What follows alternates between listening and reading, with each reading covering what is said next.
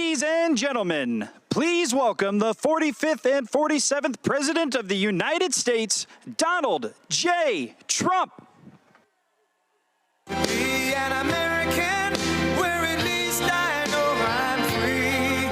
And I won't forget the men who died, who gave that right to me. And I gladly stand up next to you and defend her still today. 'Cause there ain't no doubt I love this land. God bless the USA.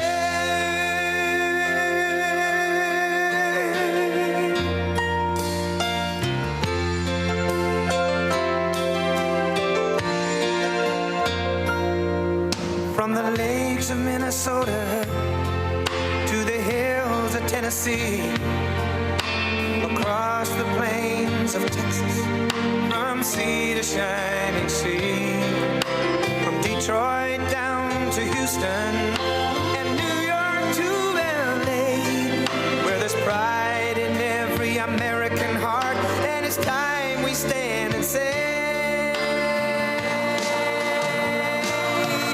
that I'm proud to be an American, where at least I know I'm free.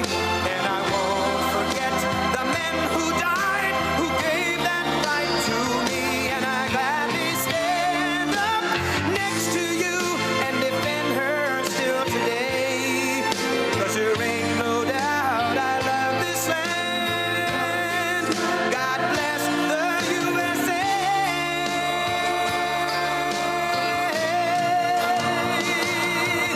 And I'm proud to be an American, where at least I know I'm free.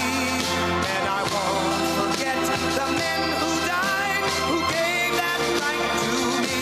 And I gladly stand up next to you and defend her still today.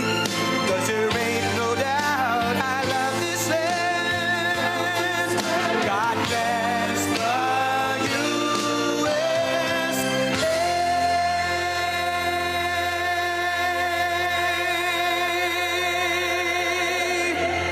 Oh, thank you very much. This was just a little quick stop that we made yesterday. Let's go to North Carolina. We want to go to North Carolina. And what a crowd. Thank you very much. We appreciate it. There'll never be anything like this. You know, you say, let's go to North Carolina. We get this great crowd. Outside you have people. It's crazy. We're having a great time. And you know, these ladies right here, they've been to, I think, over 200 rallies, but I'm not going to say it. And this time I made it easy because they come from North Carolina. They didn't have to travel. Today they traveled about a half an hour, right? Isn't that nice? Instead of traveling all over the country. They're unbelievable. And you look better than you've ever looked, and I'm not allowed to say that. You know, if you say that, if you say a woman looks beautiful, which you do, it's the end of your political career. But I don't care. You look beautiful. Well, I'm thrilled to be back in this incredible state with so many proud, hardworking American patriots, which is what you are. And let me begin by wishing each and every one of you a very Merry Christmas. Remember, they didn't want to say Merry Christmas when I first started. 2016, we don't want to say Merry Christmas. I said, no, we're going to bring back Christmas. And they don't say that anymore. They don't want to say it, but they don't talk about it anymore because they got shellacked. We're here tonight to celebrate 11 incredible months. It's been the most successful first year of any president in the history of our country. It's true.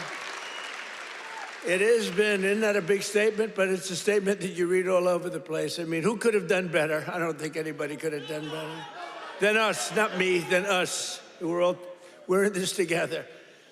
Since my inauguration, we've created more than 53,000 North Carolina jobs, including 8,000 North Carolina construction jobs.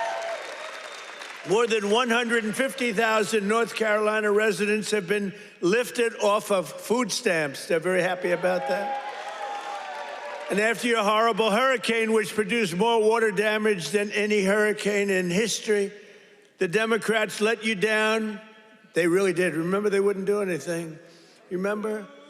They wouldn't go to your community. They wouldn't do anything. You had to wait till January 20th when I took office that we really knocked the hell out of it. Remember? As soon as I took office, I got in on January 20th, and first thing I did was made North Carolina phone calls, and we did a hell of a job. Did a hell of a job. You'd still be sitting in the mud if I didn't get elected. You would be. People were sitting in the mud. But I helped rebuild your state, and I didn't get any help from the Democrats, not your governor, not your man that's running, by the way, for Senate against Michael Whatley, who's phenomenal. Michael Whatley is incredible. Your previous governor was a disaster. He's also a radical left person, by the way. He's radical left. You don't want him. He doesn't represent you. And look at the crime. Look at what's going on with all the crime here. The slitting throats and stuff. I never saw that with you. Now, all of a sudden, that's what we see. You got to get Michael Whatley. It's going to be so important. He was so great. Don't forget, I took Michael and I put him as the head of the party because he did so great. We won the state all 3 times, and it was like a rock. He didn't allow cheating in the second time. I watched all these states, boom, boom, we're leading. People went to sleep, it was over. Then they dropped ballots, they cheated like hell. The only good thing is this is a far better term than it would have been had I done it the more traditional way. It really is. It's a more powerful term. It's a more powerful term. And the biggest news of all is yesterday, it was announced that inflation is far lower than anybody expected. I told you.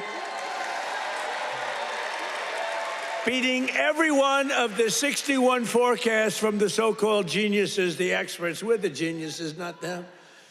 We now have the lowest core inflation since March of 2021, and we're just getting started. It's unbelievable. And that's despite taking in billions and billions and billions, hundreds of billions of dollars in tariffs. Remember they said, oh, the tariffs will cause inflation.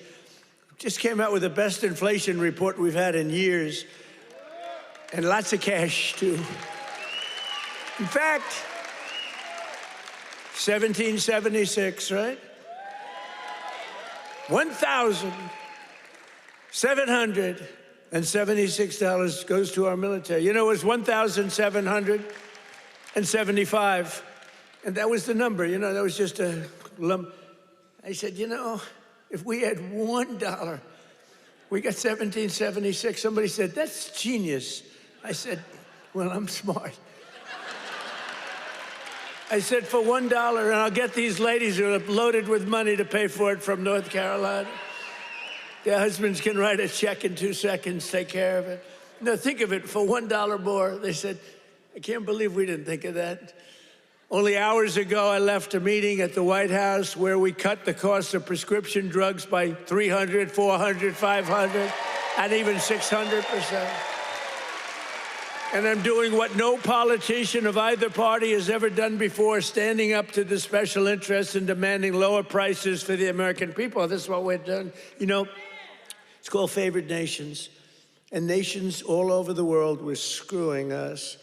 We would have prices that were 10 times higher than the prices they were charging in London and in Paris and all over the world. We had the highest prices for drugs because we had politicians that wouldn't. I did it at the beginning, at the first, but then we had a thing called, you know what happened, COVID? And it was sort of hard to go after France and Italy, say, listen, on top of all your COVID all over the place with everyone dying, we want you to pay a lot of money for drugs. You can't do it. But we did it, and nobody's ever even thought of doing it before. I've negotiated and really did it directly with 17 of the world's largest drug companies, as well as foreign nations that were taking advantage of your country for decades, many decades. For years, Americans have been paying the highest drug prices anywhere in the world by far, 10 times more sometimes, 15 times more, while other countries pay drastically less for the exact same drug made in the exact same plant, in the exact same country. But under my most favored nation, you know what that means? That's a legal term. Drug pricing executive order I just signed a couple of months ago.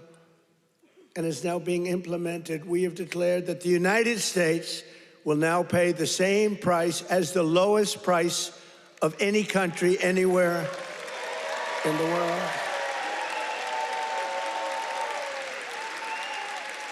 And we should honestly, this is the biggest thing to happen in medicine, I think, since the founding of our country. You know, I don't mind. They actually have a great location. You know, we've had people that look so good behind me that some of them went to Hollywood and actually did very well. You know? See, they may have a better location, but nobody's going to Hollywood. They can only see the back of your head. Look at all the television. Look at all those cameras. It's crazy. But we did something nobody's ever done before. Nobody's tried. Nobody thought they could do it. Don't forget, the drug companies turned out to really do the right thing. They really did. And they were there at the White House today. You saw them. Some of the biggest companies in the world were there. The rest of them are coming next week. But the big problem was foreign countries. They would have to take their drug and raise it from $10 to $20 to $30, maybe to $100, maybe 10 times more. But it really doesn't work that way because the world is a bigger place than the US. And so you're not going to have to raise it that much, but you have to raise it. And they always said for 50 years, they say, let the United States pay. And for 50 years, the United States got screwed because we're paying so much more. Drug that was selling for $10 in London sells for $130. That's 13 times more in New York. 13 times more, so $10 in London, $130 in New York. And now that drug will go up for the other country from $10 to only $20 or maybe $30. And it will come down from the United States of America to $20 from $130. Think of that. Think of that. That's the biggest price reduction. When you talk about cutting prices, cutting costs, and cutting prices, you talk about affordability. You know, the Democrats, they're the ones that got us into the mess. They're the ones that caused the high prices. And then they come out and they look at those fake news people back there. They go, this election's about affordability. They go, let's talk about it. No, I'd rather not talk about it because they can't. They're the ones that caused the highest inflation in the history of our country, which led to the highest prices in the history of our country. I inherited the mess. I got the prices down, and they're going down still further. Look at gasoline. A lot of areas now in our country, $1.99 a gallon. Right? It cost these ladies from these beautiful friends of mine from North Carolina, it cost them like 1/3 to get here than it would have cost under Sleepy Joe Biden. Right? If you drive, this time you can drive. It's the first time you didn't have to take an airplane. But we had 9 blockbuster agreements. We had 9 of them with the big drug companies just today. The rest are coming over the next couple of weeks. But the first dramatic drug discounts will be available to all Americans starting on January at a thing called TrumpRx.gov. TrumpRx.gov. But this is the biggest thing ever to happen on drug prices, pharmaceutical prices, and it will also tremendously it's going to reduce the cost of healthcare because healthcare is probably 50% about drugs, right? Your drugs are coming down at levels that nobody ever thought was possible. This achievement alone should win us the midterms. You know, if we did nothing else, I said, you know, you're talking about like this massive reduction in drug prices that affects everybody.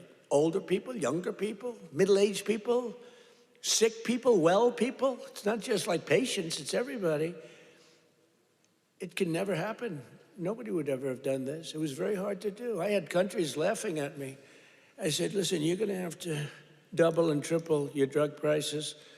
They said France, as an example, UK, European Union. They said, you must be kidding.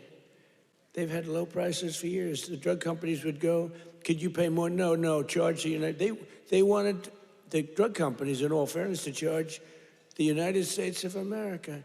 And they made up all sorts of crap. Well, research and development. I said, well, what about research and development? Why aren't they paying also for research? Well, it just never worked that way. They used to use, remember, research and development, that's why we pay more.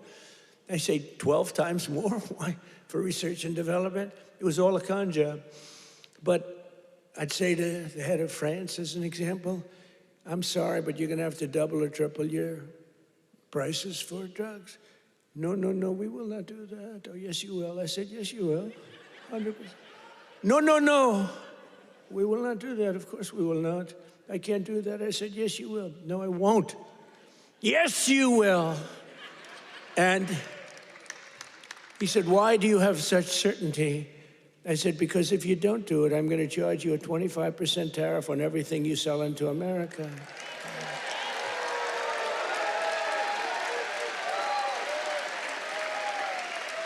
And I said, because that was really the sticking point. They just would do it.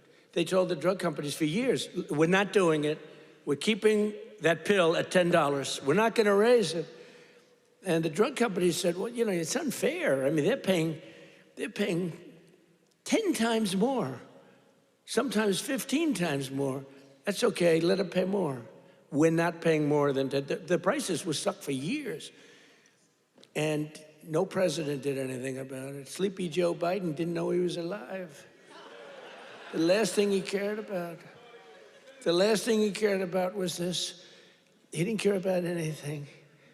Just wanted to make it through. But they cheated. Look, he was surrounded by radical left. Hey, did you see on Mar-a-Lago, did you see how corrupt that was now? It's all come out. Wow, it's all come out. Some life. It's all come out. They were totally corrupt, radical left lunatics. Not stupid people, by the way. He was, but the people that really ran the country and that really ran the auto pen, they were not stupid. But think about what we've done. Under the Trump administration, America will not be ripped off any longer. So can you imagine these countries? And when I told you the example before, from $10 to $20, you know, that doesn't sound like much, but it's a doubling of the price. You know, that's a doubling of the price. And if it went to 30 or 35 or 40, you know, that's still a doubling, tripling, or quadrupling of the price.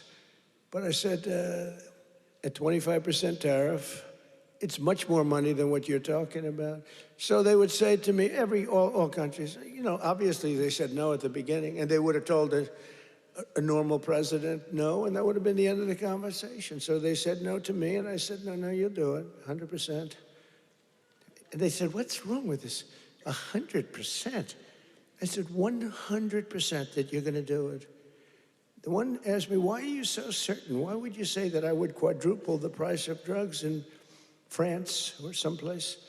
I said, because if you don't, we're going to charge you a 25% tariff. That tariff is worth 5 times more money than you're talking about. And there was dead silence on the phone. And then when the gentleman, Emmanuel, is a wonderful guy, when he spoke, he said, you have a deal. Have a deal.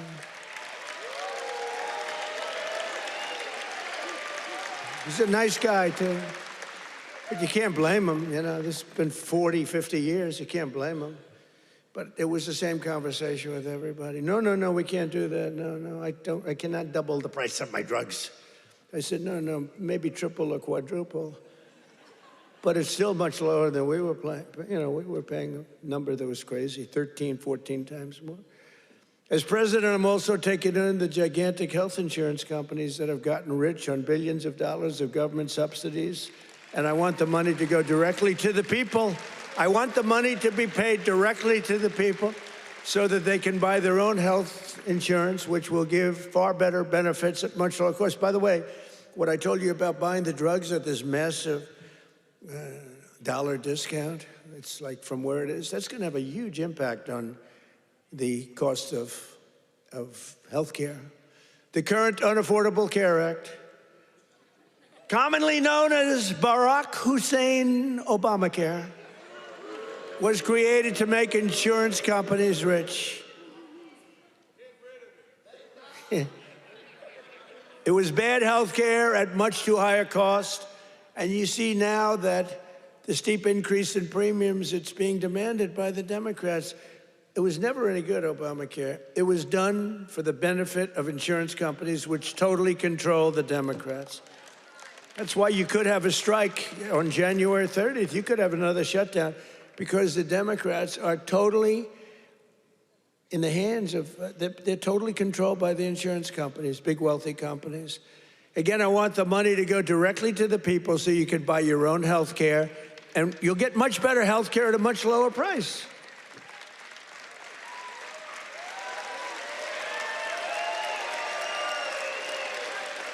And the only losers will be the insurance companies that have gotten rich. How about these companies? Some of them have gone up 1,400%, their stock prices. One, I think, went up 1,700%. How many people have ever bought a stock that went up 1,700%? And think of it. They've taken in billions and billions of dollars. And the Democrat Party is also just, it's, look, I don't know what they're going to do, because I don't know how anybody beats us when we say that we want the money to go to the people so you can buy your own health care. How can it ever be better than that? I wanted to do that at the beginning in 2016, but the politicians told me, sir, you don't worry. I was a little bit inexperienced. I've never done this before. Now I'm quite experienced. I've seen things that nobody would have thought possible. But I said, why do we have this crazy Obamacare, or as we call it, the unaffordable, isn't that a great name, the Affordable Care Act? I call it the Unaffordable Care Act. I should get credit. That's a good one. What's better, that or fake news? That or Pocahontas? That? I can't use the names that I used on the Republicans to gain access to the election, but we had some good names, didn't we? But I think the Unaffordable Care Act is pretty good. The UCA, right? They keep talking about the ACA. Think of that. Instead of the ACA, we call it the UCA. The UCA, they say, what is that? The Unaffordable Care Act? It is unaffordable. But it was always no good. But now it's really gone. And with time, it gets worse. Now it's going to be hit big. Remember, I didn't do this. This is Obamacare. This is Obamacare. This isn't Trump. But you don't need it, because let the money not go to the insurance companies. The problem is the Democrats will shut down the government because they are totally beholden. I don't love that word, but they're beholden, they're beholden to the insurance companies. So I don't know what they can do about it, but they'll probably close down the government. It's so simple. The money should go to the people. The people should then take all of this money and buy the best health care there is. And there'll be a lot of money left over. Right?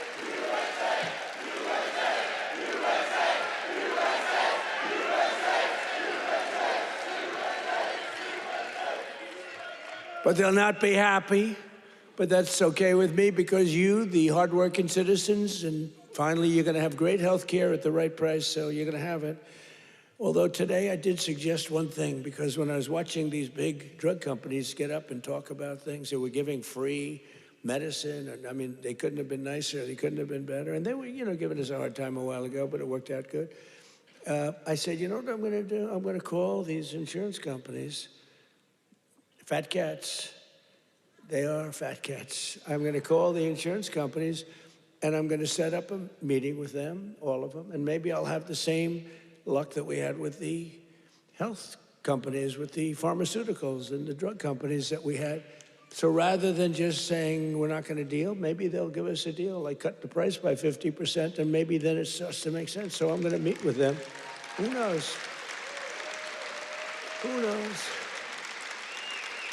And I'll either meet in Florida. I'm going to Florida. I'll either meet in Florida, because I work all the time. So I'll either meet in Florida, or I'll meet in Washington the first week right after we all come back to going to our wonderful jobs. And I'll sit down with, it's like 12, 13 people. It's basically these big monster companies. 13, 14 if I want to be generous. Get 14 people in a room and let's see what happens. Maybe they'll surprise us, but maybe we'll ask them for a 50% cut. And maybe they'll give it. You know, you never know. You saw what happened with the drug companies. They're giving free drugs to, I mean, they've been unbelievable. But they do love our country. And I probably think the insurance company guys love our country. They just felt they were dealing with stupid people, so you can't really blame them. Over the past 11 months, we have brought more positive change to Washington than any administration in the history of our country. That's true. And there's never been anything like it. When I took office last January, I inherited a mess, and very simply, I am fixing it. Joe Biden gave us the worst inflation in the history of our country. A lot of people say, you know, the fake news says, it's not the worst in history. It's the worst in 48 years. Oh, okay, sorry. No, they do. They say 48 years is okay. But when I say history, they go crazy. That's when I let them win. I say, I'm sorry, apologize. I like that hat, 47.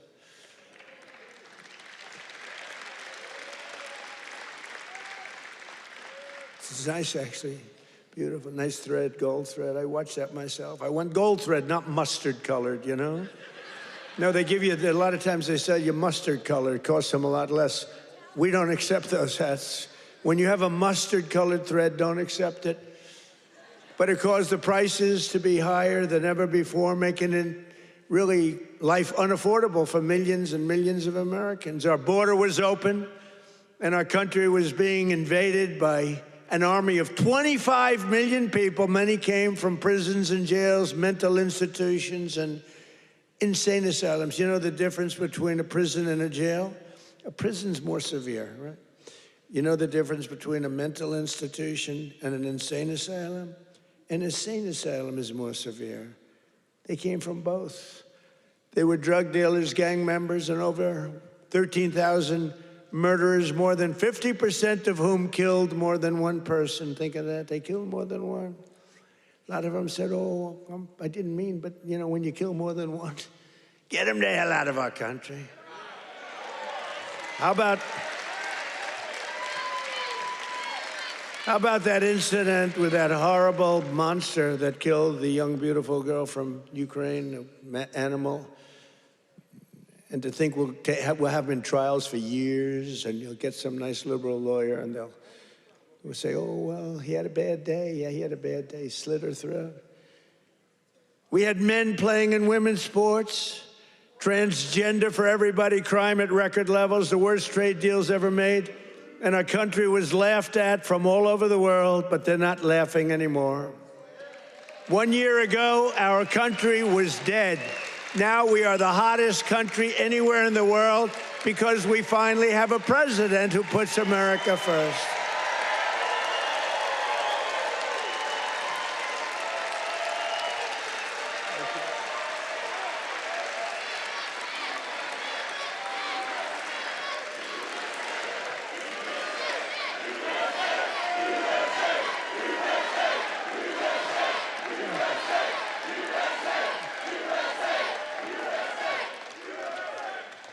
The last administration and their allies in Congress looted our treasury for trillions of dollars, driving up prices on everything at unprecedented levels.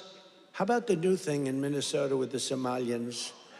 They stole, now it came out, the great U.S. attorney up there, they came out, think of this, $9 billion, and they think that's just the beginning. They stole, think of it. In their country, they live on nothing. They have nothing. They come here and they steal $9 billion. Are we stupid? I mean, how do we allow that to happen? Ilhan Omar should be sent out of our country. She should not be allowed to be a congresswoman. She married her brother either to stay or to get him into the country. And yesterday she, I guess, made up a story. She said the police attacked her son. They stopped the car, and the police said, we never attacked him, we never stopped him. It was a made-up story. She's a con person. She's full of con. She says, zero. She said, you ought to get her the hell out of our country. That's what you ought to do. She made up a story that the police stopped her son's car and they harassed the hell out of him. It turned out to be a fake story. There was no stoppage of his car, and there was no harassment. But think of that, in Minnesota, this beautiful place, once beautiful, I don't call it beautiful, you got a governor who's a stupid person, and a corrupt. He's corrupt and stupid. But he allowed this to go on. He allowed this to go on. Everybody knew what was going on. But what nobody knew is over $9 billion. And the people of Minnesota are not happy. And you know who's running for governor? Mike Lindell. Do we like Mike Lindell? That man suffered. That man suffered. What he did, what he went through because he knew the election was rigged. And he did it. He just did it as a citizen. Mike Lindell, I'll tell you what, every time I introduced him, he got the biggest hand. I hope he does great. He deserves to do great. That man suffered. These people went after him. They went after his company. They did that with me too, but at least I knew what I was getting into. He was just a guy that said, geez, this election was so crooked. It was so rigged. He fought like hell. That guy deserves to be governor of Minnesota, I'll tell you right now. He's a great guy, too. But I'm bringing the prices down, and I'm bringing them down fast. You know that? As I saw the other day, and as I showed to people the other day, I made a speech. It was very well received. You know, we had one problem. I put up these gorgeous charts, and it says chart. And I'm, sort of talking about the chart. You're reading into a piece of glass. I got no audience. I got just people, very hostile people waiting around. And I'm reading into a piece of glass for 22 minutes, and I talk about the chart. The networks didn't put up the charts. Only Fox put up the charts. Fox put them up, in all fairness. When we get angry at Fox, we have to remember that. They put up the charts, so you could start putting them up now if you want. But we put up these beautiful charts that were very... Look at that. But I very much like the chart from Butler, PA. I like that much better. That's my all-time favorite chart. That's a great chart. They're all great charts, but I never like a chart like that chart I put up in Butler. Just take a look at the chart right here. That was a good chart. I love that chart so much. I sleep with that chart. But this is okay. There'll never be a great chart for me. It's only the one. Compared to Butler, all charts stink. But look at that chart. Look at the kind of Biden price increases and Trump price increases. Look at that. They're all Biden. We're bringing the prices down. Look at that chart. NBC and CBS and ABC fake news. They're fake news. Oops, that camera just went off. Sorry about that. Every time I mention that camera, you see the red light back there, you see it go off. ABC fake news. I think ABC's the worst. Believe it or not, George Slopadopoulos, he paid me about $16 million. You have George Slopadopoulos. I heard Chris Christie lost his job. They fired Chris Christie. And they have a great young woman taking his place who happens to be Hispanic and happens to be phenomenal. She's going to do a great job. But they fired Chris Christie. I guess, you know why? He wanted to eat all the time. No, they fired him. He was bad news. But I'd say ABC is the worst of the networks. I would then say NBC is horrible. I mean, just horrible.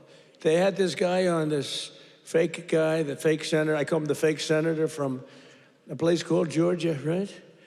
And he was talking about all the things. He says he's a church leader. It's funny, if you go in as a church leader, they talk about church and state, right? He's allowed to talk about, he said, I'm going back to my church and I'm going to pray this morning. I'm going to talk about all these issues. If a Republican said that, they start screaming church and state. They don't scream. But NBC's really bad. And CBS, I love the new owners of CBS. Something happens to them, though. 60 Minutes has treated me worse under the new ownership than, they just keep treating me. They just keep hitting me. It's crazy.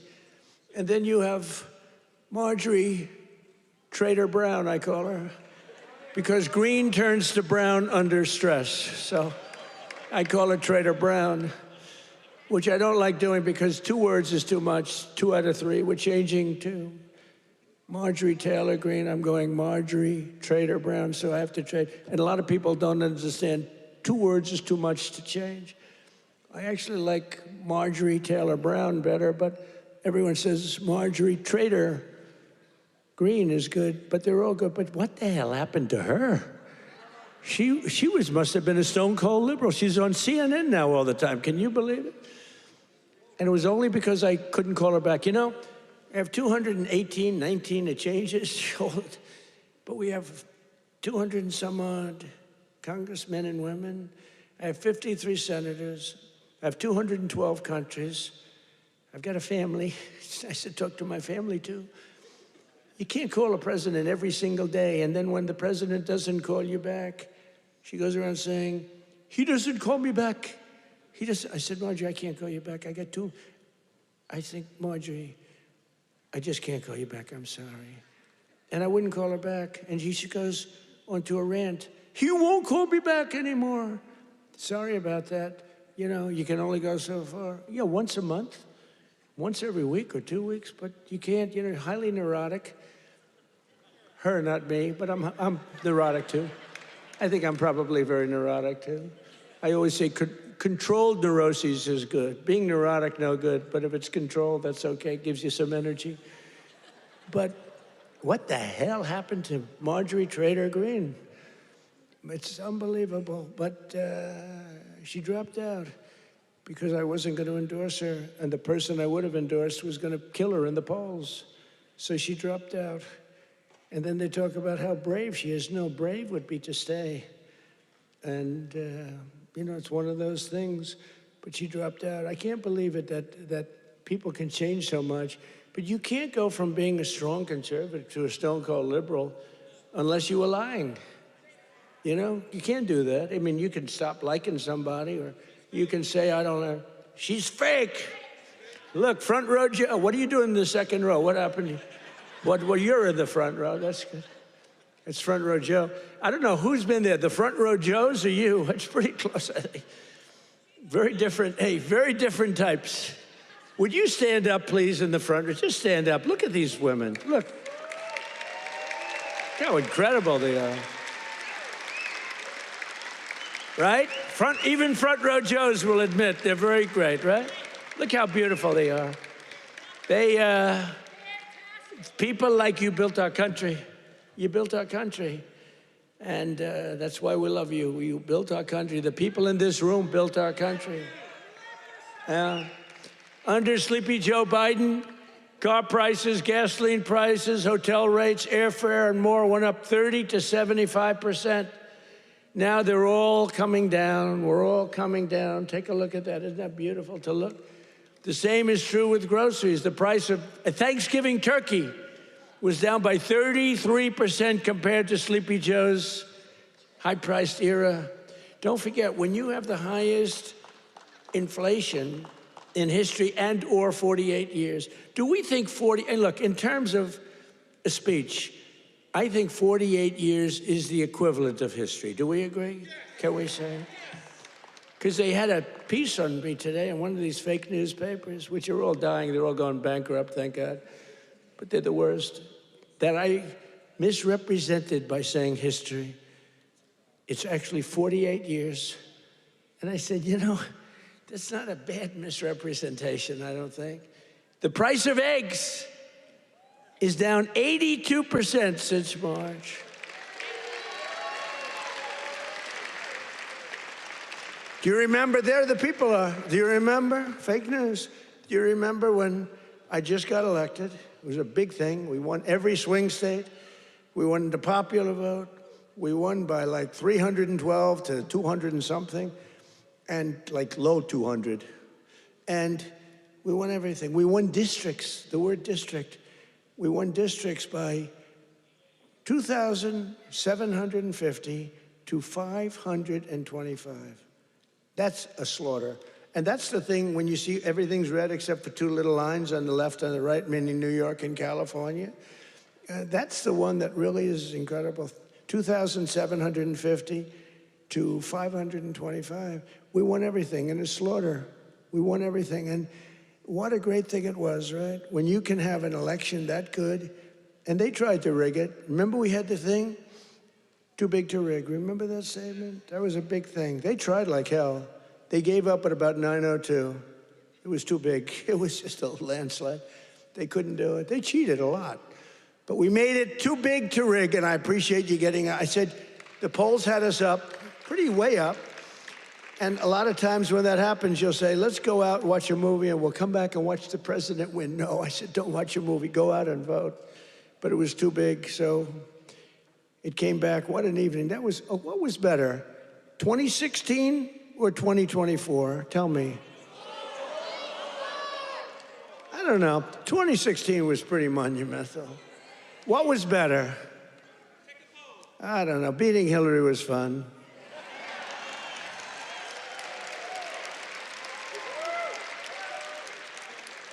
Well, Hillary has a much higher IQ than Kamala. I would say, I think Hillary has probably 50 or 60 points higher. Now, Hillary was smart. She was nasty. Whew, I wouldn't want to go home to her.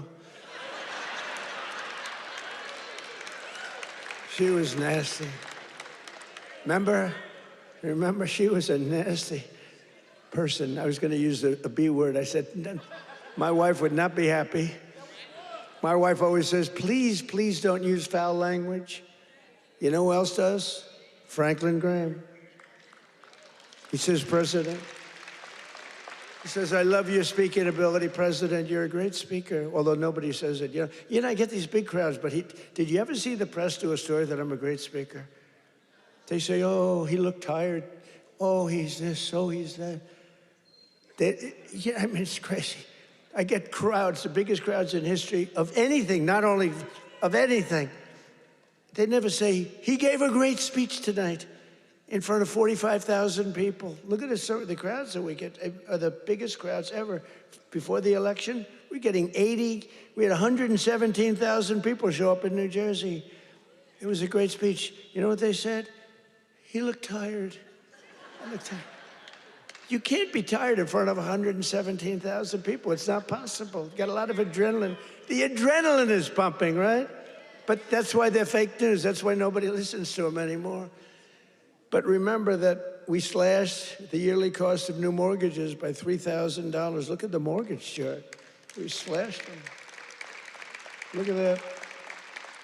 Look at that. Oh, boy. Look at how much you made with me and lost with that sleepy guy. But everything now is falling, and the only things that are going up are your salaries, the stock market, and your 401ks. They're going up. Do you remember when I first won in 2024, and I was at my first conference? I'm 2 days in. You know, we're recovering from all the hoopla. 2 days in. In fact, I took a day off. They said, something's wrong with the president. I said, I just got here. There's nothing wrong with me. Something's wrong. You took a day off. What's wrong with the president, right? Every time, do you remember when I had 28 news conferences in a row over 28 days? Sometimes I gave 2 or 3 in one day. And then I took my beautiful Kai, my beautiful granddaughter's a very good golfer. I took her to play golf one morning, and I was in the office very quickly. Something's wrong with the president. Do you remember the rumor was that I had passed away? Do you remember that? I won 28 days in a row. I took the kid to play golf. And we play very fast. She's good at, I'm a very good golfer. And we play very fast. We play in 2 hours. We're dinning. I mean, I said, baby, I got to get out of here. I'm sorry, honey. Enjoy your day. Go hit balls or something. I got to get out of here. I got to go to work. And I got a call, a friend of mine. Oh, you're okay? And I said, yeah, what's wrong? I said, I'll be back in the Oval Office in 30 minutes. Oh, I said, what's wrong with this guy? Then I got another call. Oh, you're okay. They said that I had passed away. Do you remember that? First day in 28 days, these people are sick. That's why I've taken more physicals, because I think you have an obligation to, report. And I hate when they put out false reports. So they put out a report that Donald Trump. So I took a lot of physicals. And I did something no other president's ever done. I took cognitive tests. Because I know that, and by the way, not easy. You get to those last questions, those last 10, 15 questions, nobody on that stand could answer probably any of them. And I got them, I aced them. And no other president's taken a cognitive. Could you imagine Sleepy Joe taking a cognitive test?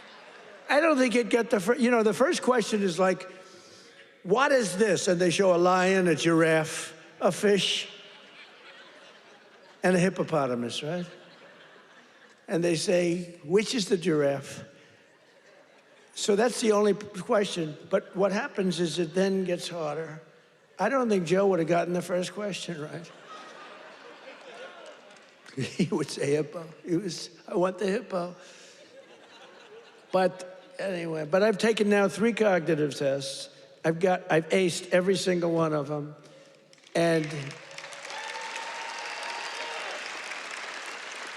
these are, this is that big stuff. This is Walter Reed. I've got a whole team of doctors all over the place. If you get them wrong, I said, what do you think? Should I do it? They said, well, here's the good news. The good news, if you do well, that's great. Actually, if you do well, they won't report it. If you do badly, it's going to be the biggest story in history. They said, it's possible that if you do badly, the word will leak out and you'll look very bad. I said, this was on my first test. After that, I knew that I can do very well. Smart person. So what happens? What happens is, first test, I said, how hard is it? He said, well, after the 10th or 12th question, it gets, very hard. And I said, well, what do you think? They said, look, if you're going to do well, but if you're not going to do well, it's probable that the word will get out. I said, well, let's do it anyway. And I did it, and it was actually good. For a year, they called me a very intelligent person, but then they forget. Then I did it again. I aced it again. They report it. And these are doctors that I don't even know, and they report it. And then I did it a third time a few months ago, and they reported. But it's very small reporting. But can you imagine if I did badly, right? Could you imagine that, front row Joe? Would I be in trouble? They'd say, there's something wrong. But I like to do it. But I had perfect health. And they reported his health is perfect. And they interpret that. And the fake news interprets when the doctor says he's got perfect health, they go, what does he mean by perfect? There's something wrong with the president. These people are sick. Now, there will be a time when perhaps it won't be 100% true with all of us, right? And when that time comes, I will let you know about it. In fact, you'll probably find out about it just by watching. But that time is not now, because I feel the same that I felt for 50 years. I really do.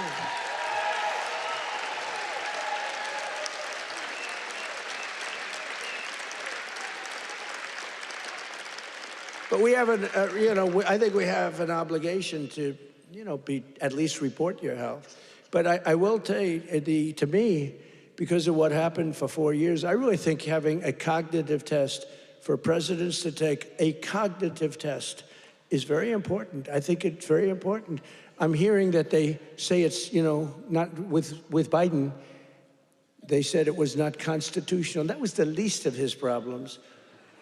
But I think it's very important that a president or people running for president and vice president take a cognitive test. I mean, I think it's a very important thing. I don't know. They say you shouldn't do that, it's unjust, it's not constitutional. They say all these things, but I really believe that. Under Trump, wages are rising much faster than inflation for the first time in many years. Think of that. Wages are rising faster than inflation. That's what it's all about, right? And we're delivering lower prices and bigger paychecks. And the wage chart that you see up there is incredible. That NBC didn't put up and the networks didn't put up. There are more people working today than at any time in American history. And very importantly, while tens of thousands of new jobs under Biden were government jobs. They were government jobs. I could do that right now. You saw today we had 4.5% inflation. That's because I'm letting go of tremendous numbers of government workers. We're replacing them. In fact, we've reduced the federal workforce by 270,000 jobs. That's not to be mean. That's to get them off. And they are getting jobs in the private sector, and we're helping them to get jobs. But if you have all government jobs, we're going to be, a country that we don't want to mention names because we don't want to insult, but we're going to be a country that cannot be great. 100% just came out, 100% of all jobs created since I took office have been in the private sector. The only way to make our country great. Think of that. Think of that. 100% of the jobs created are in the private sector. Now, if I want to make some good numbers, I'll add 300,000 jobs. I can do it with one phone call. Each agency hire 25,000 people today. They hire them immediately. They pour in, and the 4.5% would be down to 2.5% in a matter of moments. I could get it down to zero. Hire a couple of million workers, please. Oh, the country's booming. We're down at zero. But that's the destruction of a country. That's what Biden used to do. They used to hire 10 people for one job. They'd have 10 people, would look at a job and would say one person can do the job, but let's give it a break. Let's do two instead of, and they'd have 9 people for one job. And that's really tantamount to a failed country. In 4 years, the last administration secured less than $1 trillion in new investments in our country. Think of that, 4 years, less than one. 4 years, the whole term, less than $1 trillion. In 10 months, I have secured a record-breaking $18 trillion more. They gave us doom and gloom, and I'm building the Trump economic boom. It's a boom. It's a boom. These factories, auto plants, AI plants, we've never had anything like it. I ended the radical left's war on American energy, terminated the Green New scam, and signed an order to drill, baby, drill. We're drilling. You see where gasoline's coming down? Gasoline is now substantially lower than $2.50 a gallon, and many, many places now are under $2 a gallon for gasoline. And within the next 12 months, we will have opened 1,600 new electrical generating plants. That's a record all time. Because, we need tremendous amounts of electricity for AI and for all these plants. Electricity prices will fall very dramatically when these plants are open. To protect North Carolina workers, we imposed 25% tariffs on foreign automobiles, 50% tariffs on foreign steel, and I approved 25%, 30%, and 50% tariffs to save North Carolina's cherished furniture industry, which has been decimated by China. I used to come here a lot for one reason. I'd build hotels, and I'd build different buildings, and I'd come here to your furniture area. I used to love it. Those people were so talented. I'd buy so much furniture, and that was before politics. I did great. I was very good at real estate, I would tell you. But I used to come to North Carolina to buy furniture for lobbies or furniture for hotels, and I was here a lot. I mean, you've been decimated, but it's coming back now because I put tariffs on, big tariffs, actually. But I remember I'd say to a guy, I like that chair. You don't realize what I did. I would look at a chair. The arm of a chair was very important to me. I said, I like that chair, but this arm has to be a different shape. And you got to chisel that. I'm a very aesthetic person, believe me. Except with women. I don't care what a woman looks like. I used to say beautiful. Now I don't care. Since politics, I never mention looks anymore. The most beautiful woman can walk right across. I don't even look at her anymore. Because in politics, that's the sign of death. We don't look. But I do look at the arm of a chair. And I'd say to your artists, they were artists. They were artisans, you know? I'd say, no, can you give a different curve? Can you do a little more carving at the end? They would, right in front of me, bing, bing, bing, bing, bing, bing. They were like geniuses. You lost the business. It went to China and other places, but mostly to China, because they never put tariffs on, just like they didn't put them on chips, just like they didn't put them on cars. You lost 58% of your car industry. By the way, it's all coming back. Some of it's coming back here. It's all coming back. Because to bring a car into our country is costing 25 to 50% tariffs now, and they can't do it. They can't compete. Tariff is, and I won't say it because it gets me in trouble, my favorite word. No, I want my fifth favorite word. Do you remember when I said the word tariff is my favorite word in the dictionary? Remember that? And then the fake news got me. What about religion? What about God? What about your family? What about your wife? What about your children? I said, oh, they got me in this one. So now tariff is my fifth favorite word.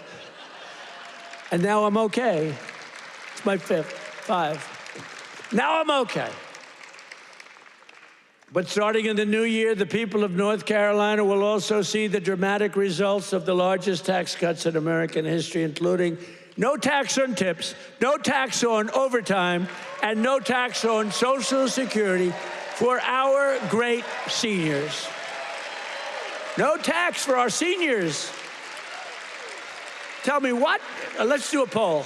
Because you know these pollsters charge you $1 million to ask a question, then they just write down an answer. They don't do polls. It's a total con job, some of these polls. One thing I don't like about Fox is their pollster, total fake. Their pollster's the worst. They've been saying they're going to get rid of him for 10 years. The fake pollster, then you have the election, you win by numbers that are like through the roof. But Fox has been treating me good. They have great people there. Sean Hannity is great. Jesse is great. Laura is great. Greg is great. They're all great. We have great people. The morning is excellent. Who? What? Which corruption? Where? Oh yeah. Well, we have to do that. We're going to take care of that. We're going to take care of corruption in our country. I mean, I was talking about Fox. I don't know. He's talking about corruption. No, it's okay because he's on our side, but he's just a little ahead of me. He's talking about corruption. I'm talking about Fox, how good the anchors are, right? But they are really great. They are very good. But the pollster's no good, you know? He's no good. The pollster's terrible. But we still get good numbers, but the numbers are actually much better than that. But we're joined tonight by Heather Whitley, a bartender and server in Nashville, North Carolina, who will save over $5,000 from no tips. Think of that. From no tax on tips. Heather, where are you, Heather? Are you here, Heather? Where are you? Where are you? You want to come up? You want to come up? Come on up. She's going to save over $5,000, no tax on tips, toward a down payment on her first home. So, Heather, congratulations. Look how amazing she is, right? Come on up. I don't know how you're going to get up that stair. Are you okay? Look at her. She has no problem. Somebody else would not be able to make it. Thank you, darling. Nice to see you. Want to say something? Go ahead. Well, it's been a tremendous help. It's now allowed me to invest in my first home, and that is the American dream for all of us. I don't have much to say, so sir. Good. Thank you so much. You said it perfectly. Thank you, darling. Thank you.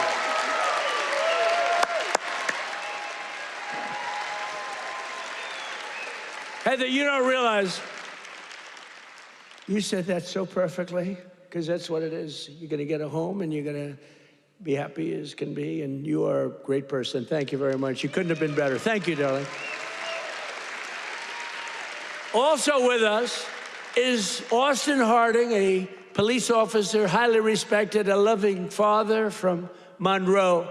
Austin and his wife are raising a son with autism. A beautiful son, beautiful, beautiful person, and are passionate supporters of MAHA, and they love Robert F. Kennedy Jr., so do I. And with no, thank you, Austin. And with no tax on overtime, Austin will have thousands of dollars, many thousands of dollars more to help care for his wonderful son. Last but not least, we have Carolyn and Charles Thurston, who run a successful small business providing care to senior citizens. That's great. Not only did we make their small business tax deduction permanent, helping them to expand, but under no tax on overtime, their employees will have much higher take-home pay, and that makes their job a lot easier. So, Carolyn and Charles, please stand wherever you may be. Oh, that's great. Thank you. So it's going good? Going good? Good-looking couple. Thank you very much.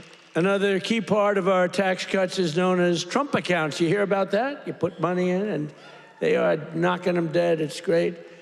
It's Michael Dell Computer. He put up $6.25 billion. How do you like that? He started with no money, and now he puts $6 billion plus into the first accounts. I mean, think of that. $6 billion. It's, to be exact, $6.25 billion. Even the second part is a lot. And we've had a lot of great Wall Street titans and a lot of great real estate titans. They're all putting money in Trump accounts. It's for kids. They get a certain age and they're going to have money. It's going to double and triple. Hopefully, it'll do well. Under this new program, the federal government will be creating an investment savings account for every single newborn American child with $1,000 to be invested and grow over the course of their life. So they'll reach 21 years, and, it could be very good. They will consider themselves rich. I mean, it's a lot of money, actually. Friends, family, employers, and loved ones will be able to add thousands more each year, like a trust fund for every American child. It's something that people have wanted to do, but honestly, I give Mr. and Mrs. Michael Dell. Dell, go out and buy a computer from Dell, because I'll tell you what, they love the country.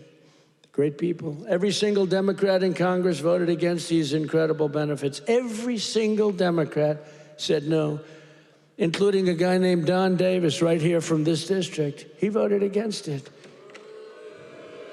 That's why you got to vote against him. Don Davis voted against no tax on overtime. He voted against no tax on tips.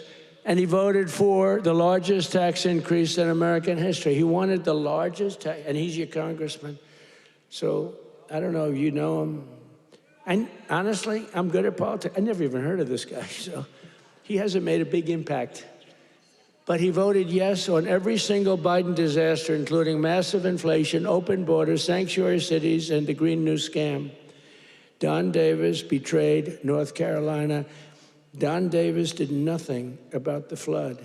He did nothing about the hurricane. I did it all with your congressman and with a couple of Republicans from your state that put their lives on the line to make sure this got done.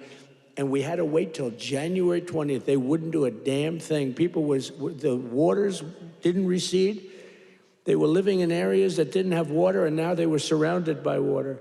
And by the way, Elon Musk, with his incredible, you would call it contraption of communication, incredible. I said, Elon, we need 500 of those. You couldn't get them because it's been very successful. He said, you'll have them tomorrow. You got to give him credit for that, I have my little disagreements with him. I don't believe in the mandate where everybody has to have an electric vehicle within an hour. I don't. But you got to give him credit. He really saved a lot of lives. Here tonight are some of the warriors who, unlike Don Davis, who's a disaster, vote against him, stood up for North Carolina, including Congressman Tim Moore and Brad Knott. Where are you guys? Hey, fellas, come up real fast. Come on up. Come on up. I'll tell you, these guys were, look at them, two handsome gentlemen, extremely different types. That's great. Say hello. Say a couple of words. Thank you, man. Thank you very much. Appreciate it.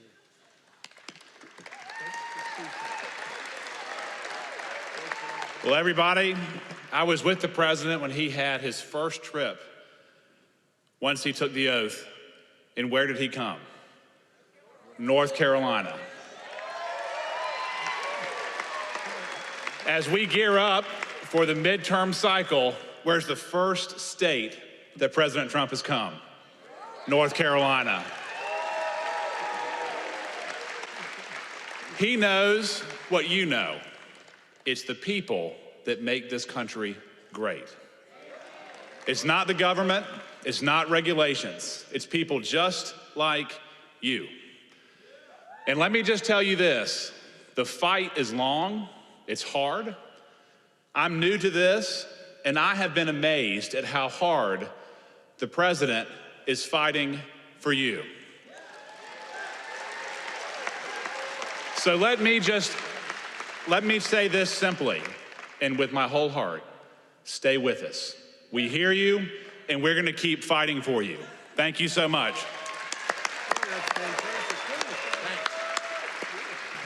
I guess I'll have to lower the mic, Mr. President. Let me just say, echo what Brad said. I cannot think of a better president in the history of the United States. Someone who loves this country, who does so much. Mr. President, I don't know how you do it all. You make the Energizer Bunny look slow. It's absolutely incredible. The leadership that this man shows, not only in our country, but on the world stage. We are finally respected around the world again, and that is not an accident. Mr. President, North Carolina loves you. The United States loves you. Thank you for what you're doing. Great job. Thank you. Great guys. Thank you. We're going to win big.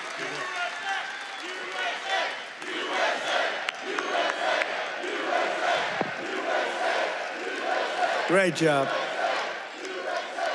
That's a great job. Boy, oh boy. Well, they're going to win good, but you got to beat that other guy.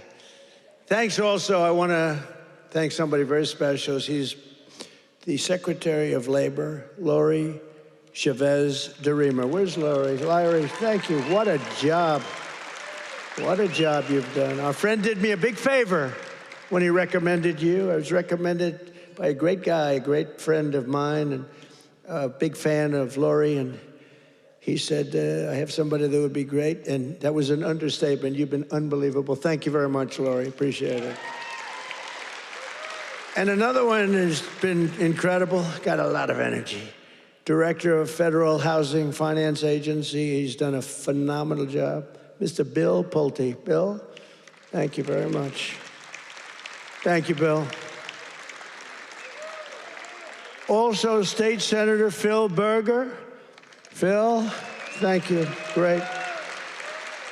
And we have a lot of political people here. I would like to introduce them all. Will be here, but one we have to introduce, fellas, is Michael Whatley. And he was the head of the Republican Party. Before that, he was the head of your party right here, the Republican Party, and we won 6 in a row, 3 primaries and landslides, and then we went on to win the election all 3 times. So we won 6 in a row. I've never had a loss with him. And when I won look, we did phenomenal. It turned out, we won 3 times in a row, just so you understand. I don't mean here, I mean all over. We won 3 in a row. They might have done us a favor, but we won 3 in a row. But when we got screwed in the second election, it didn't happen over here. He had 601 lawyers he hired. They had lawyers at every single ballot box, and other people were cheating in other states that we won by a lot, and they were cheating. You could see it go, here we are, pwah, pwah. And you remember they have ballots all of a sudden. We just found 75,000 ballots, a total rigged deal. And by the way, you have not heard the last of that, I can tell you. But in this state, that didn't happen because you had a guy named Michael Whatley, and he had every box secured. He had, I think, 2 or 3 lawyers at every station, but he had over 600 lawyers, I think 600. And I said, how many lawyers did you have? 601. I said, that's like genius. He was ahead of it. And you'd watch, people went to bed that night. Everyone said the election's over, Trump won. And then all of a sudden they woke up in the morning, and 3 o'clock in the morning, they found hundreds of thousands of votes in some of these states. It was a rigged election, but not here because of him. And I said, I don't know if I'm doing this again, but if I'm doing this again, I want Michael Whatley. I said, the guy from North Carolina, I want him to head the Republican National Committee, the RNC. And he did it beautifully. Come on up, Michael, come up. He did it so well, and we had the big election when he worked with Laura. Now, how good is Laura? Laura Trump, who was born here, loves this state so much. She could have done very well. By the way, I think Ted Budd is doing a very good job, too, I have to tell you. And I will say this, Tom Tillis fought with me for the Lumbee tribe, the Lumbee. I love the Lumbee. And he's really been very good. You know, we had a little dispute, but these are, you know, it's fine. He's been really good. Tom has been very, very good, and I appreciate it very much. And he's been very strong on the Lumbee tribe, and I think they're going to get out and they're going to vote. The Lumbees, you have some here. You have some of the leaders here. If you could, you want to stand up if you're there? It's really great. Thank you very much. We appreciate it. Let them know we appreciate it. We got to get every one of those 60,000 votes or whatever. We got to get them for this guy. But the Lumbees have been great. I've been with them from the beginning. We got them across the finish line.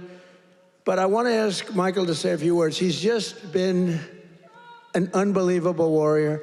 And I said, if I do this again, I'm going to get that guy in North Carolina who wouldn't let that phony, you know, they tried here too. They couldn't get away with it. They tried. He stopped it. He's a tough, strong guy. He's also a wonderful human being, he's just a great person. And I want to tell you, him and Laura Trump there's never been a better team. In fact, I said, before he did this, I said, if you had your choice for anybody to be your co-chair, who would you pick? He said, I'd take Laura Trump again, right? Yes, sir. You did say that. But I'd like to have Michael say he's in a fight against a radical left governor who did a shitty job for you. And I really want you, either way, but either governor, because you have another governor that's a Democrat. You know, virtually, I think every state run by a Democrat is a failure. Think of it. And now your state with all these killings, I never heard of killings, but all of a sudden, and they came in through Biden with his open border craziness, and these are vicious people.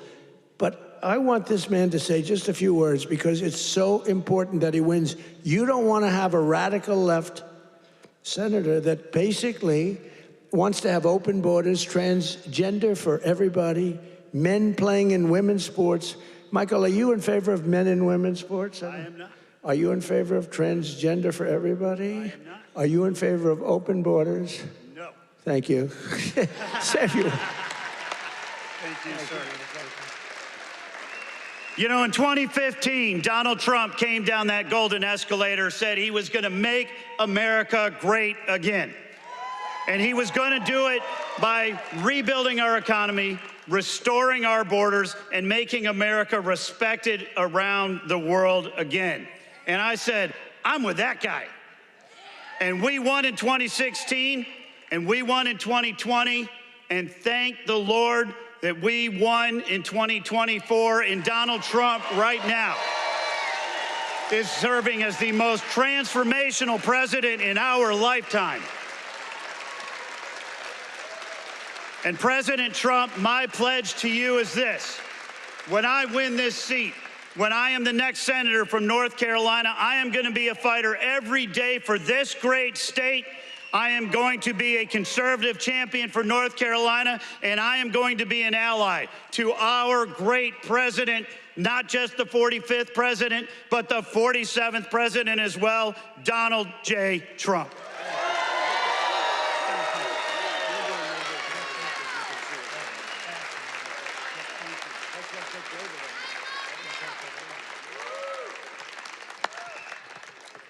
What a great guy he is. So get out and work for him. I hope you can get your group of about 70 women to go out and do it. We can get all the front rows, and We got to win. He's a good man.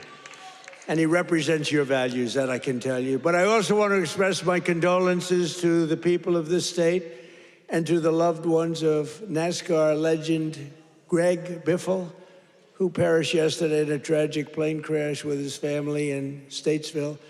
I met him twice. He was just a great young man. And what a tragedy that is with his whole family. So I just want to pay our condolences, our love. Please. I'll tell you, North Carolina will never forget them. He was, and his family were incredible people. Together, we've achieved more in less than 1 year than most other administrations achieved in 8 years, which is true. Most of them didn't achieve much. Within a matter of weeks, we ended the invasion of our southern border. For the past 7 months, 0 illegal aliens have been allowed into our country. Think of that, 0. And that's made up by Democrats. A feat which everyone said was impossible. Biden and the radical left Democrats in Congress turned North Carolina into a dumping ground for tens of thousands of third world migrants, driving up your rent and your housing costs. According to a government report, over 60% of growth in the rental market came from foreign migrants, paid for by the federal government, by the way. Paid for by the federal government, you, the taxpayer. Mass migration fueled mass inflation. But now we are fixing it, and we have record-setting deportations, and we're really focused on the bad people. We're really focused on the bad people. We have farmers who are great people. They know what they're doing. But we're focused on the bad ones. We're getting the murderers, the drug dealers. We're getting the ones from prisons. We're getting them the hell out of here. We're focused very strongly on that.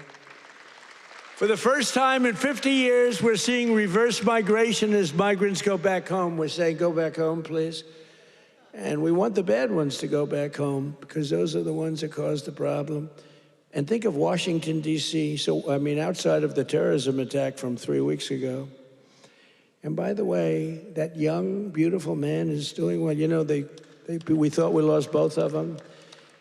And we lost one who's looking down on us right now.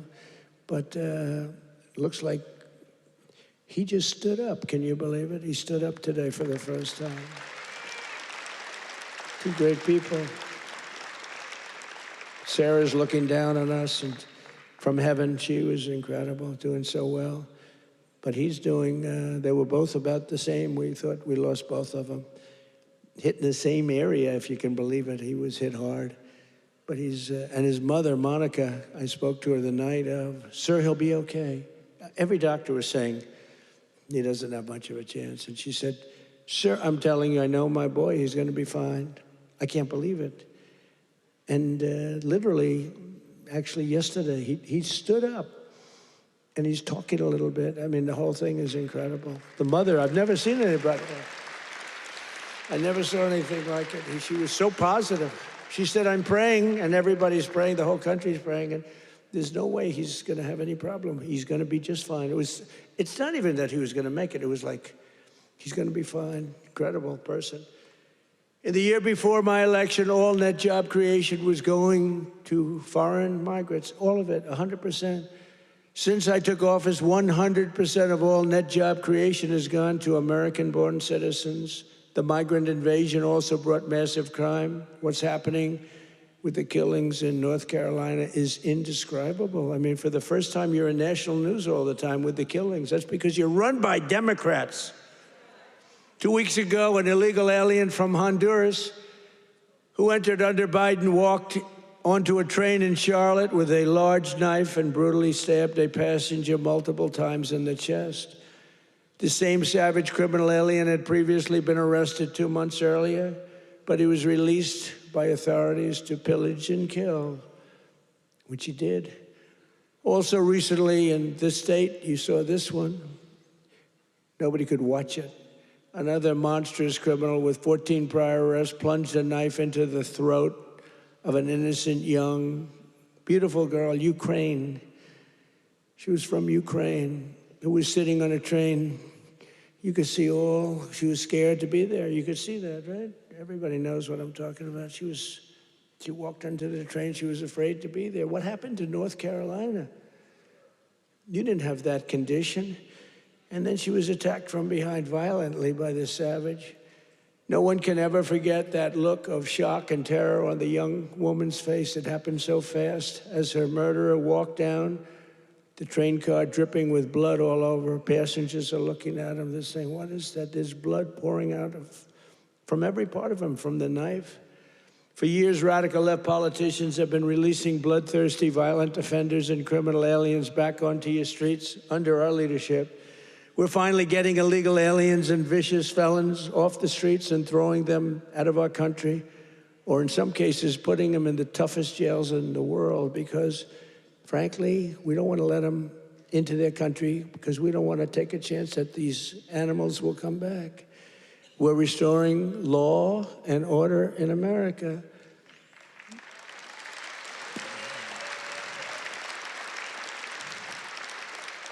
We just made a record investment in our military and gave every service member a warrior dividend of $1,776.17. And I'm also pleased to announce that just 2 hours ago, we hit the ISIS thugs in Syria who were trying to regroup after their decimation by the Trump administration 5 years ago. We hit them hard.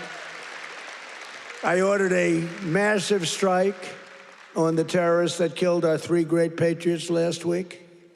2 soldiers, 1 interpreter, all great people. And it was very successful. It was precision. We hit every site flawlessly, and we are restoring peace through strength. We're all over the world. I settled 8 wars in 10 months, destroyed the Iran nuclear threat, ended the war in Gaza, and got the release of hostages, both living and dead, and created peace in the Middle East. We have peace in the Middle East, first time in 3 years, peace in the Middle East. I cut federal funding for any school that pushes critical race theory or transgender insanity. And we completely banned the chemical and surgical mutilation of children.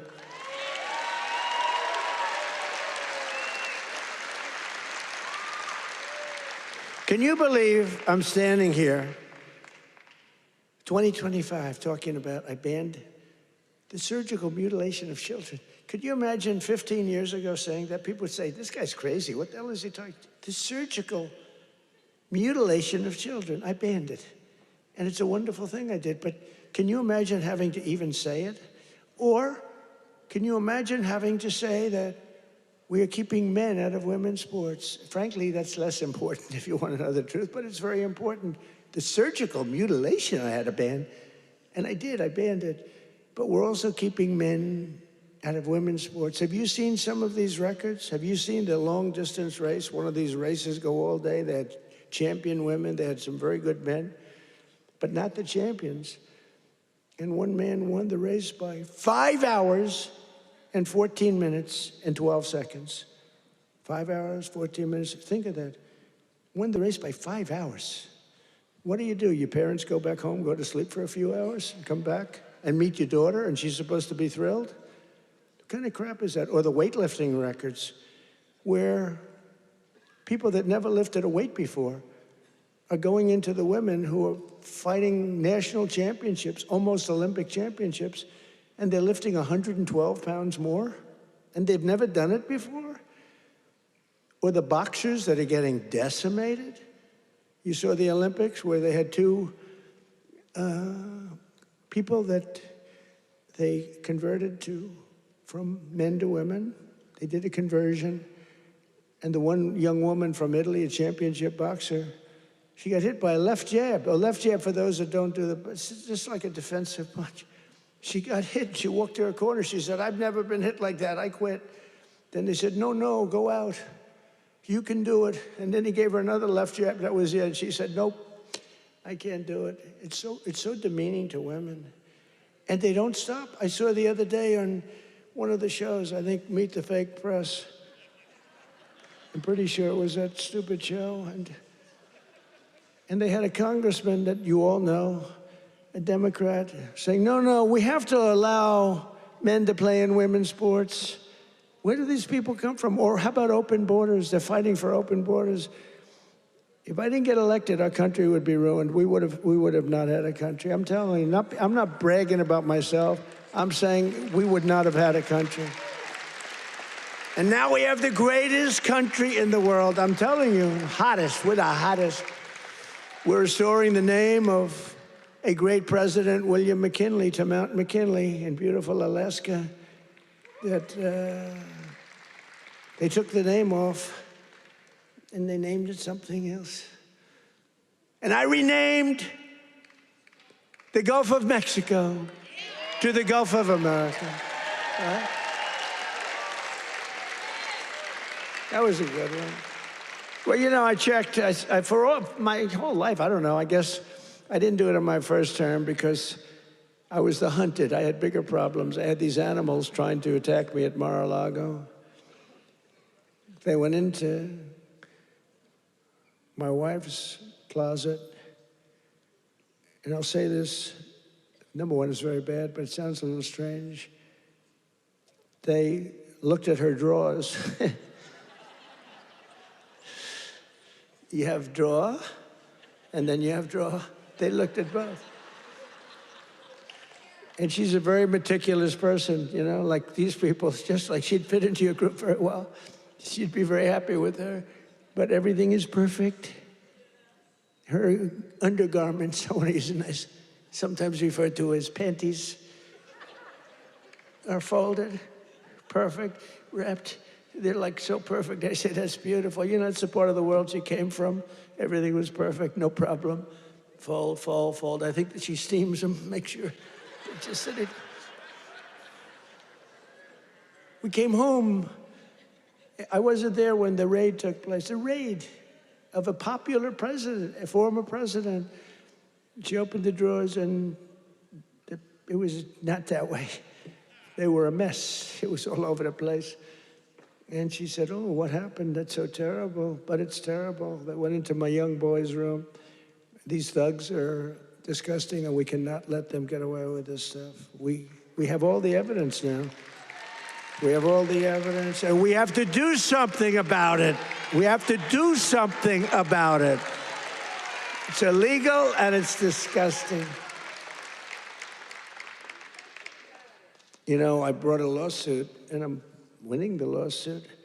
There's only one problem. I'm the one that has to settle it. In other words, I am suing, and I'm the one that's supposed to settle it. So maybe I'll give myself $1 billion and give it all to charity. Does that make sense? You know, I'll give it to charity. Do you have any nice charities? I have to settle the lawsuit. There's never been a case like this.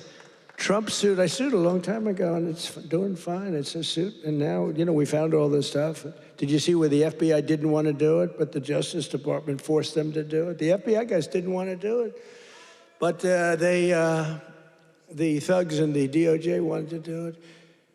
So I sued them, and it's, and they do say that, you know, it's never been a case like this. Donald Trump sues the United States of America. Donald Trump becomes president, and now Donald Trump has to settle the suit. I hereby give myself $1 billion. Actually, maybe I shouldn't give it to charity. Maybe I should keep the money. No, a lot of people say, do it. No, I don't want to do it. But whatever happens, it's all going to good charities. Is that okay? It's all going to good charities. But isn't that a strange position to be in? I've got to make a deal. I negotiate with myself. From the skyscrapers of Charlotte to the rolling hills of Asheville, from the sand dunes of Kitty Hawk to the streets of Chapel Hill, and from the factories of Hickory to the small towns and family farms across your beautiful countryside in North Carolina, we are bringing prosperity, opportunity, and pride surging back to your incredible home. Together, we're pairing all these people together. You're coming together. You know, it's coming together like nobody's ever seen, but we're fixing 4 years of disaster and decline. The whole world was laughing at us for 4 years. They were laughing, taking advantage of us, friend and foe. And the friend was worse than the foe in many cases. On trade, they were worse. And we're beginning the greatest years in the history of our country. It's called the Golden Age of America. That's what's happening. We were a dead country. Now we're talking about the Golden Age of America. Think of it in 10 months. Think of that. So in conclusion, tonight, after just 11 months, our border is secure.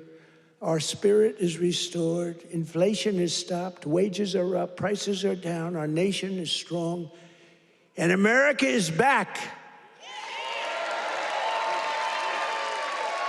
And every single day of this administration, we will keep on working for the hardworking citizens of America. We will fight, fight, fight. We will win, win, win. And with your help, we will make America powerful again. We will make America wealthy again. We will make America healthy again.